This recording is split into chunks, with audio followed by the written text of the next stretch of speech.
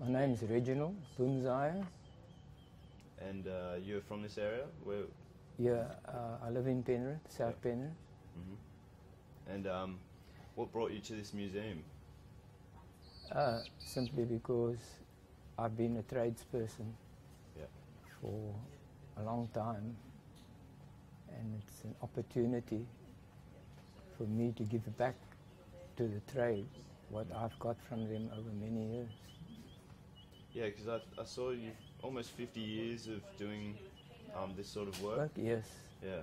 Right. And what sort of work is this? This is the printing trade, which has changed over the years. I bet. Because of technology. Yeah. So this machine here, it's called the Albion Press. Yeah. So what does that mean? Well, the Albion Press illustrates to the general public what printing was like as much as 500-600 years ago. Right. So this is similar to the first ever press? Yes, Gutenberg printed a Bible on a press very similar to this. He invented the movable type from which the printing takes place. So what got you into the industry in the first place? Was it about 50 years ago or something? Yes, it was actually. I was apprenticed in 1959. Yeah. 1959, the end of 1959. Was that in this? And no, actually, I learned my trade in South Africa. Right, cool. And in 59, when I left high school, which is probably year 12, I applied for an apprenticeship in the trade. There weren't many apprenticeships going at the time, but I got an apprenticeship in stereotyping, which is one of the trades, which was one of the trades in the printing. And that's when I started. Yeah. Right. So, going through the years, did you sometimes have difficulties getting work because the technology was always changing? Yes, exactly. But I preempted that because when I qualified as a tradesperson, I moved from the newspaper side of the trade into packaging.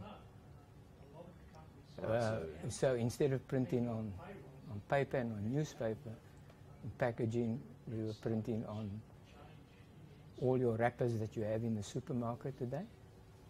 Oh, okay, yeah. It's like packets of salt. Yes, the printing was called flexographic printing. Right. And from there,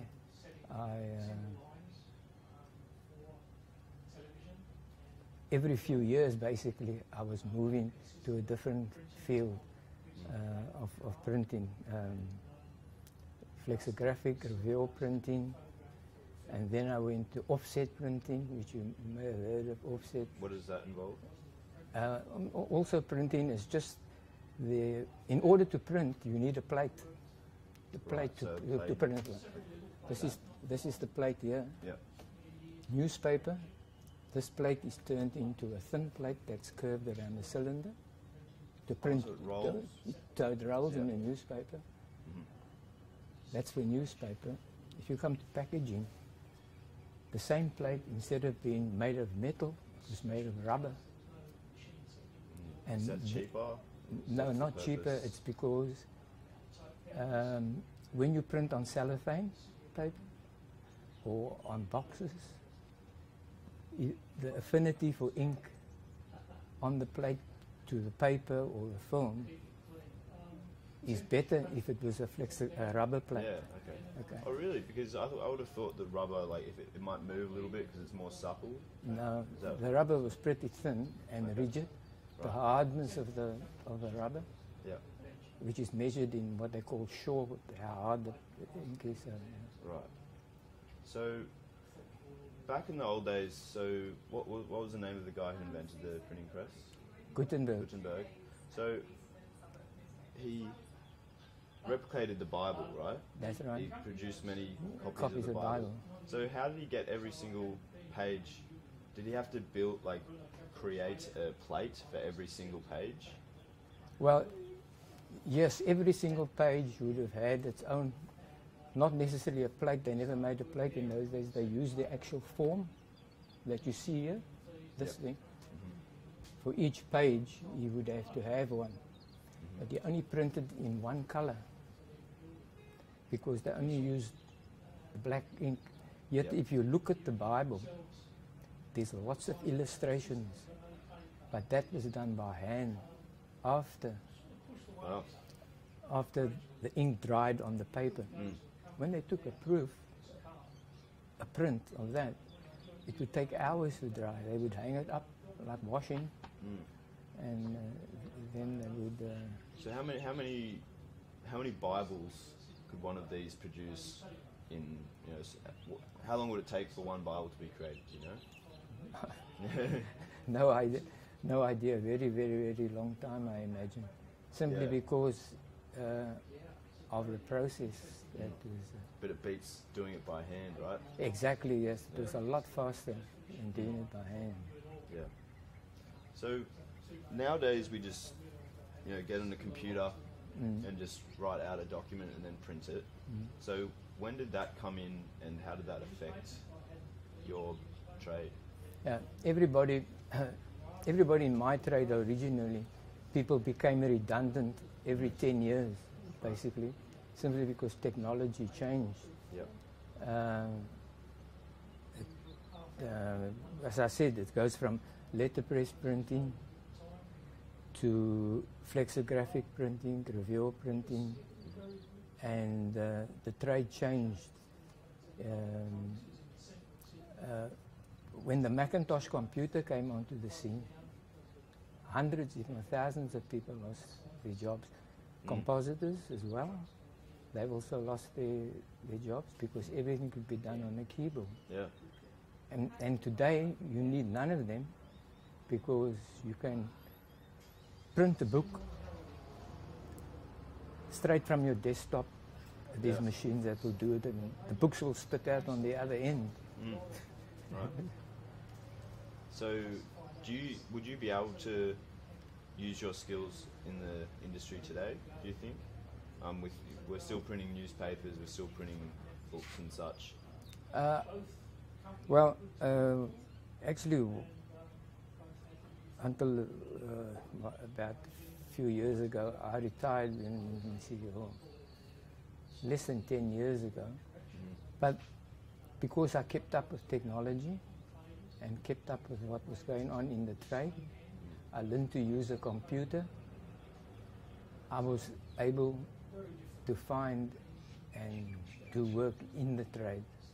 The last job I had, I worked for Westpac, where the internal printing was done at one of the levels in Kent Street, and you could, from computer, they went straight to the books and that sort of thing. So, yeah.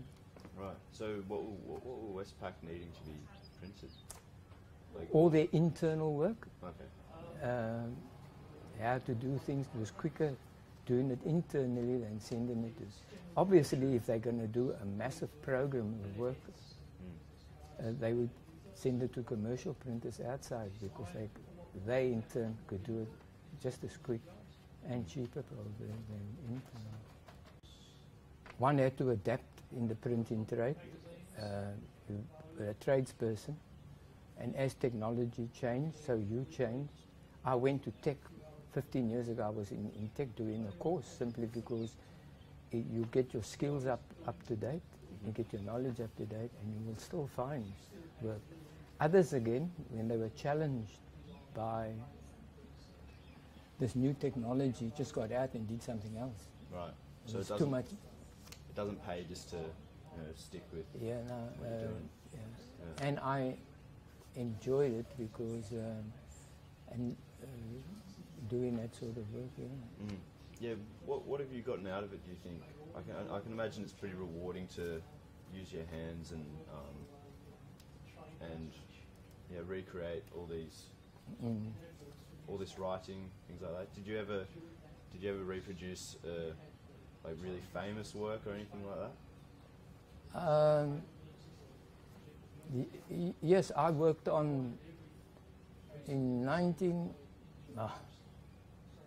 about 3 years before. I worked on the Olympic Games, the bid books that were sent to the International Olympic Committee, where countries had to submit, and a few countries did it, you know. Fortunately, 2000, yeah, but it was before 2000, Yep. because you bid the host. Right. So what are you showing us here? Okay. Okay. So what I'm going to print is I'm going to print what's on this form. If you look at that there. It's back to front.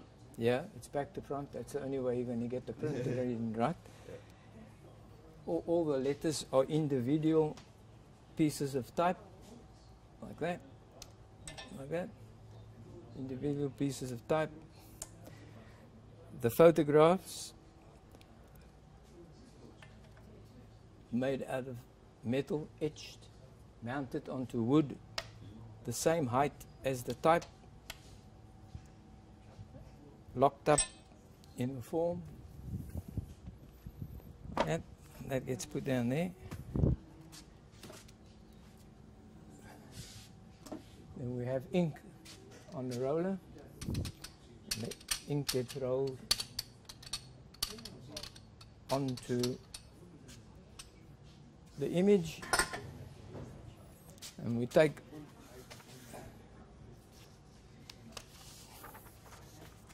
a piece of paper and we place it on there. Then we put some packing to protect the type. The type being the part that is projecting upwards, okay, and on there, or the image, or you could crush it. Yeah. Crush it, yes. You need 1 ton of pressure per square inch in order to get that ink on there.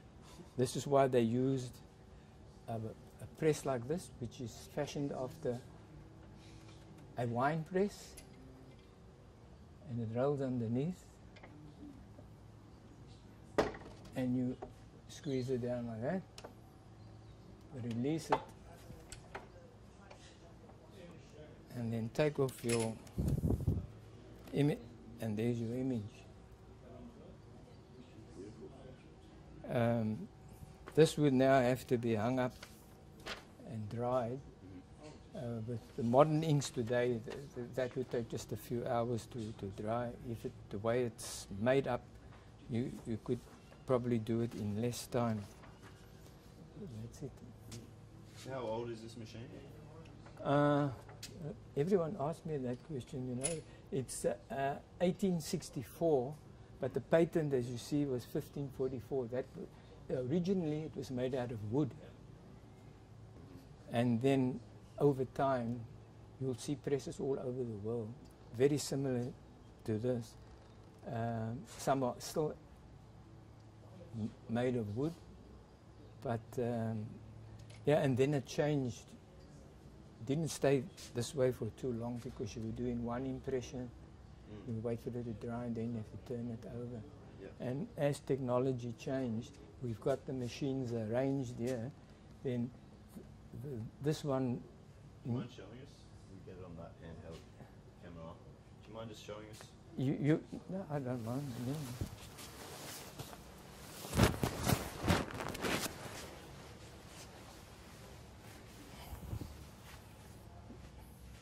Here you have this form would actually slide down in there, down there. The ink in roller is here. The press works. It's a manual thing.